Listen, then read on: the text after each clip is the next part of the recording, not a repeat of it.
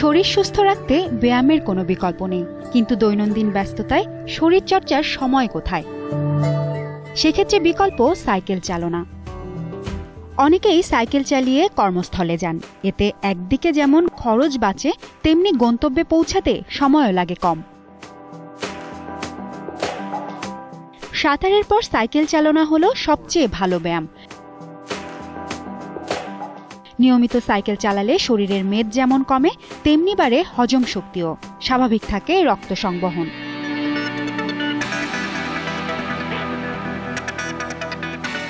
সম্প্রতি ব্রিটেনের গ্লাসগো বিশ্ববিদ্যালয়ের এক গবেষণায় উঠে এসেছে, নিয়মিত সাইকেল চালালে ক্যান্সার ও হৃদরোগের ঝুঁকি অর্ধেকে নেমে আসে।